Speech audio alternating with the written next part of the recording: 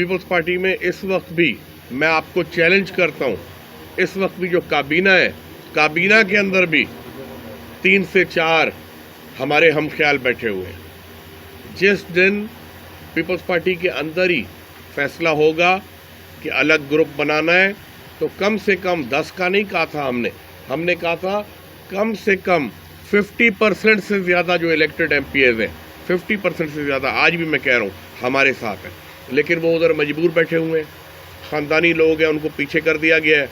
मोहतरमा बेनज़ीर साहिबा के दौर में जिनकी इज़्ज़त होती थी, उन इज़्ज़तदार लोगों को पीछे करके कमीशन एजेंट्स को जो ज़्यादा से ज़्यादा रिश्वत कमा के दे सके, उनको आगे किया गया है। और मैं आपके मीडिया के ज़रिए ये एक मुतालबा करना चाहूँगा पीपल्स पार्टी से भी और अपने कारकुनों से भी कि ज़ातियात पे अटैक कोई ना करे, ना हम करें उनके ऊपर, ना वो करें हमारे ऊपर।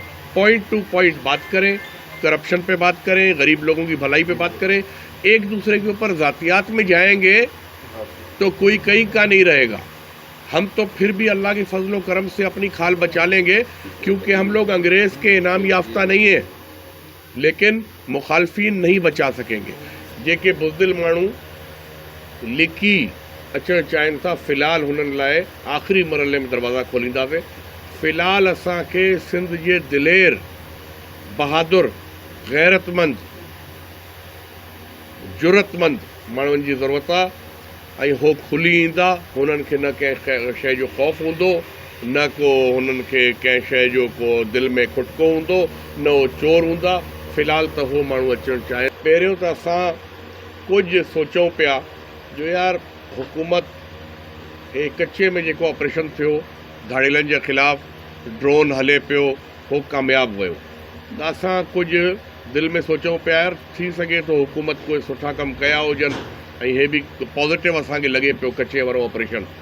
पर हाणे जो ड्रोन जो ग़लति इस्तेमालु हाणे ई शुरू थी वियो आहे, त हिन ते वरी असांखे शक शुबात पैदा थियनि था जो हे हिननि लाइ हिकिड़ो हथियार हथ अची वियो आहे। हाणे जेको बि मुखालिफ़ हूंदो या जिथे बि ट्राई करणी हूंदी या हिकिड़ी पिकनिक करणी हूंदी इन्हनि खे, हुते ड्रोन ईंदो ऐं मथां हमिलो कंदो।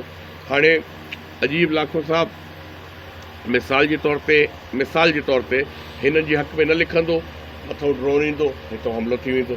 मतिलबु हिकिड़ो नेगेटिव बिल्कुलु इमेज हुकूमत जी पैदा थी वई।